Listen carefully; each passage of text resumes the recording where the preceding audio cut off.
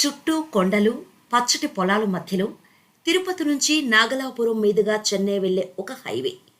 ఆ పక్కనే రంగురంగుల గోపురం ఉన్న ఒక ఆలయం.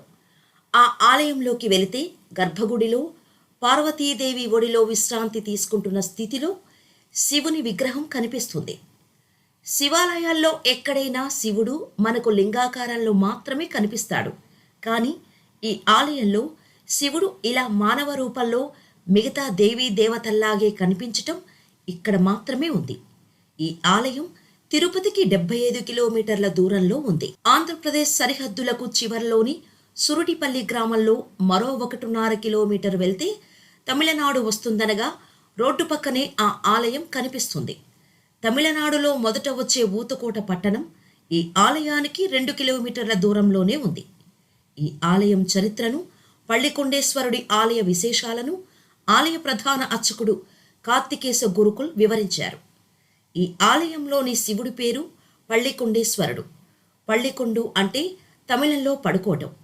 1334లో హరిహర బుగ్గ రాయల కాలంలో స్థాపించిన క్షేత్రం ఇది. ఈ శివాలయంలో అన్ని పూజలు శైవం ప్రకారమే జరుగుతాయి. 12 సంవత్సరాలకు ఒకసారి కుంభాభిషేకం జరుగుతుంది. శివుడు మూలస్థానంగా ఉన్న ఈ ఆలయంలో రామాయణం రాసిన వాల్మీకి తపస్సు చేశాడని, ఆయనను శివుడు అనుగ్రహించాడని చెబుతారు. అందుకే ఇక్కడ శివుడి స్వయంభూలింగం కూడా ఉంది. ఆ లింగాన్ని వాల్మీకేశ్వర స్వామి అంటారు.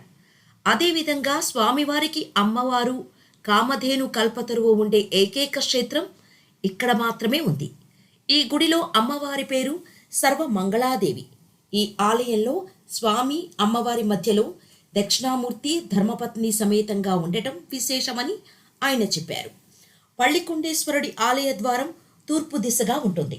శివుడు పార్వతీదేవి ఒడిలో విశ్రాంతి తీసుకుంటున్నట్టు ఈ ఆలయంలో ఉన్న రూపం వేరే ఎక్కడా లేదన్నారు. శివుడు ఈ క్షేత్రంలో అమ్మవారి తొడ మీద విశ్రాంతి తీసుకుంటుంటాడు. శివుడు లింగాకారంలో కాకుండా మూర్తి స్వరూపంగా ఉండే శైవక్షేత్రం ఇది. దీనిని దక్షిణ కాశీగా చెప్పచ్చు. పాల సముద్రాన్ని చిలికినప్పుడు వచ్చిన హాలాహాలాన్ని లోక కళ్యాణం కోసం స్వీకరించిన శివుడు ఇక్కడ అమ్మవారి ఒడిలో పడుకుని విశ్రాంతి తీసుకుంటాడు.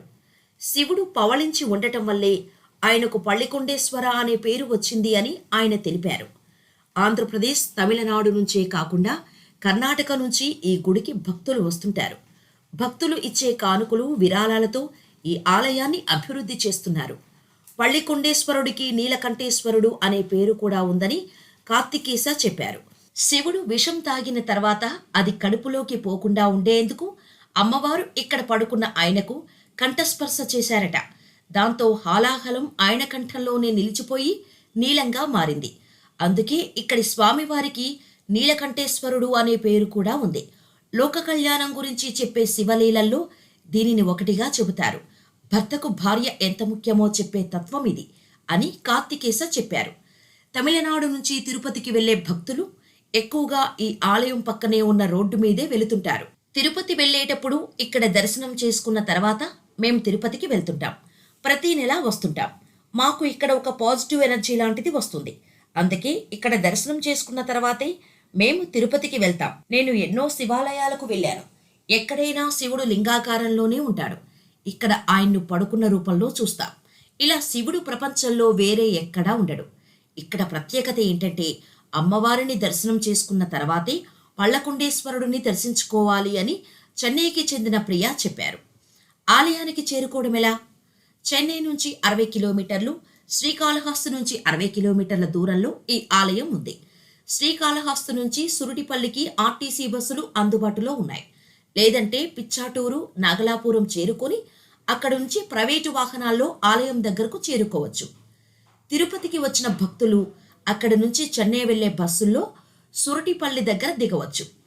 ఆలయానికి వచ్చే భక్తులు సమీపంలో ఉన్న కైలాసకోన జలపాతాన్ని, గుణమిట్ట జలపాతాన్ని, నాగలాపురంలో ఉన్న వేదనారాయణ స్వామి ఆలయాన్ని, ఇతర ప్రాంతాలను కూడా సందర్శిస్తుంటారు. ప్రభుత్వం నుంచి వచ్చే నిధుల కంటే దాతలు ఇచ్చే విరాళాల ద్వారానే పள்ளிకొండేశ్వర ఆలయంలో ఎక్కువ అభివృద్ధి పనులు జరుగుతున్నాయని ఆలయ చైర్మన్ బాలాజీరెడ్డి తెలిపారు. పள்ளிకొండేశ్వర ఆలయానికి గతంలో వచ్చిన టూరిజం నిధులతో యాత్రికుల కోసం వసతి భవనం, టాయిలెట్స్, ప్రహరీ, వాటర్ ట్యాంకు లాంటివి నిర్మించామని, 2.5 కోట్ల రూపాయలతో జరిగిన ఈ పనులు ఆలయానికి సంబంధించి పెద్ద అభివృద్ధి అని ఆయన చెప్పారు. ఆలయానికి ఎక్కువగా తమిళనాడు నుంచి వచ్చే భక్తులే ఉంటారని, చాలామంది దాతలు విరాళాలు కూడా ఇచ్చారని ఆయన చెప్పారు. పள்ளிకొండేశ్వర ఆలయంలో జరిగిన ఎక్కువ పనులు దాతల విరాళాలతోనే జరిగాయని, కొంతమంది భక్తులు అతిథి గృహాలు కూడా కట్టించారని తెలిపారు. తిరుపతి నుంచి తమిళనాడు వెళ్లాలన్నా, తమిళనాడు వాసులు తిరుమల వెళ్లాలన్నా ఈ దారిలోనే వెళ్ళాలి. ఆలయం మధ్యలో ఉండటంతో క్రమంగా అభివృద్ధి చెందుతోంది. ఆలయంలో ఇంకా చేయాల్సిన అభివృద్ధి పనులు చాలా ఉన్నాయి. వాటిని ప్రభుత్వం దృష్టికి తీసుకెళ్లే ప్రయత్నం చేస్తున్నామని బాలాజీరెడ్డి చెప్పారు.